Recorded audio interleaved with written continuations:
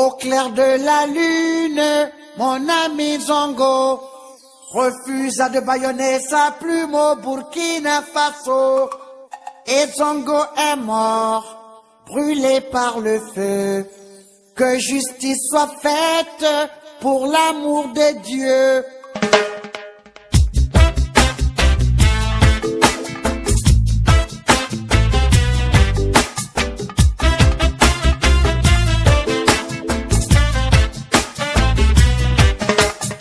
La démocratie du plus fort est toujours la meilleure.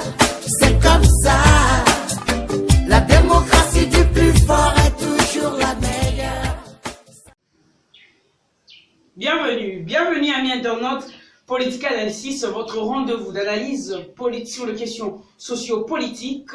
Je vous retrouve aujourd'hui pour parler d'un sujet très important, des sujets très importants, toujours comme d'habitude dans Politique Analysis. Aujourd'hui, on va parler d'un grand thème. Pourquoi est-ce que... non, qu'est-ce qu'il faut pour la République démocratique du Congo? Qu'est-ce qu'il faut pour la République démocratique du Congo? Un grand thème. Aujourd'hui, on va développer ça ensemble.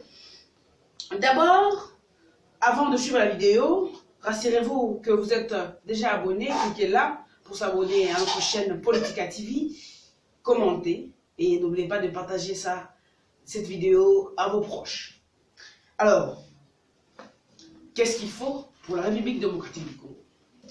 Ce thème, on va le développer pendant 3 numéros. Ça, c'est le premier numéro pour ce thème. Qu'est-ce qu'il faut pour la République démocratique du Congo? Notre premier numéro, on va parler du diagnostic. Diagnostiquer, examiner. D'abord, il faudrait examiner le Congo.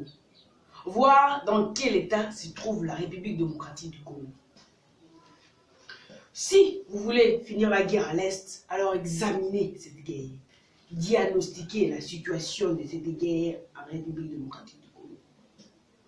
C'est la grande chose que vous devez faire, mes frères. C'est la grande chose que vous devez faire.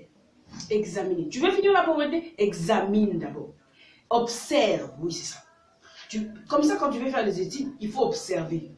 Voir, observer. Quand vous observez, vous allez savoir alors quel est réellement le problème et comment faire pour trouver des réponses, de remèdes à ces problèmes-là.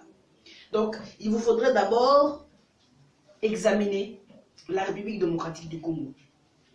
Mes frères, examinons la République démocratique du Congo. Diagnostiquons, cherchons à voir qu'est-ce qu'il y a. Aujourd'hui, dans Politique Analysis, on va aller un peu avec ça. Notre première partie, j'avais dit qu'on va parler du diagnostic.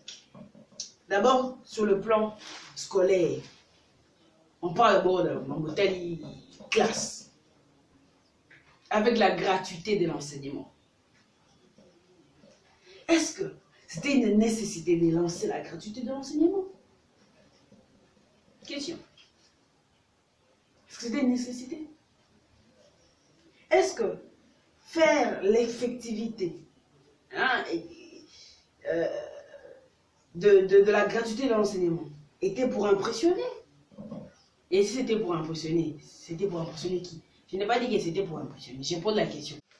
Alors, si il y aura bilan à la fin de cette année scolaire, s'il y aura bilan à la fin de cette année scolaire, est-ce qu'on pourra dire que la gratuité a été positive?